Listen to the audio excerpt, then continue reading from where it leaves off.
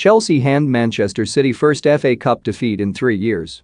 Manchester City and Chelsea can usually be relied upon to produce epic encounters full of excitement, tension, and drama. But an 8th FA Cup semi-final between the two teams in 7 years provided only a convincing 3-0 win for the Blues. 4 days after Pep Guardiola's side saw their dominance of the Carabao Cup come to an end, City's women suffered their first FA Cup defeat in 3 years. The last team to beat them? Chelsea. City were looking to the cup to give them a lift after their dismal start to the Women's Super League season. Gareth Taylor's side are 11 points behind leaders Arsenal with just 1 win from their opening 5 games. But it will be Emma Hayes' side who will play the delayed 2020 to 2021 final at Wembley next month. Chelsea weren't at their scintillating best, but they didn't need to be to beat a City team still suffering from absences. "I'm delighted to get to Wembley," said Hayes. "It's the one day of the week I've only got to go down the road to a football stadium, so I'm over the moon. It just happens to be the biggest and the home of national football. As a kid I always wanted to be there in some capacity, whether as a fan, I never thought I'd do it as a coach. Now I've been there a few times, I just want to go and win." Taylor was without 9 first-teamers for this match. 6 are still injured. Georgia Stanway was suspended, and Alana Kennedy and Ruby Mace were ineligible.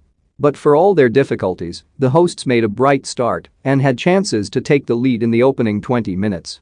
Lauren Hemp, who has comfortably been City's best player this season, was causing problems down the left, and her trickery and pace produced a near-post cross for Ellen White, but the striker's first-time effort was off target. While City looked dangerous down the wings, their vulnerability in defense continued to show, and they went behind in the 23rd minute. Erin Cuthbert got away from Alex Greenwood to meet Guro Reiten's corner, taking 1 touch before firing a half-volley past Karima Tayeb at her near post.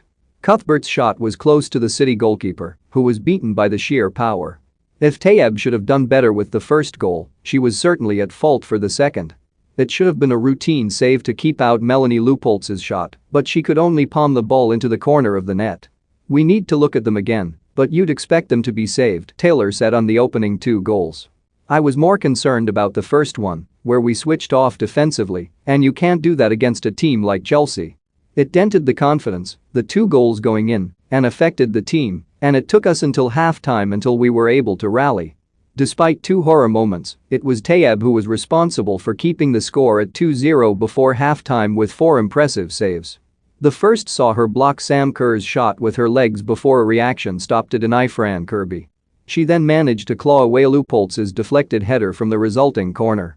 There was another vital save at the start of the second half when she got down to save Cuthbert's close-range effort. But with the damage already done, those saves counted for little, such as the life of a goalkeeper. Beth England compounded City's misery with a late third, heading in Jessie Fleming's cross in the 88th minute. Chelsea beat City to the Women's Super League by a point last season, and they are currently 8 points ahead of Taylor's side. They return to the Academy Stadium in 2 weeks, and another defeat for City will all but end any feigned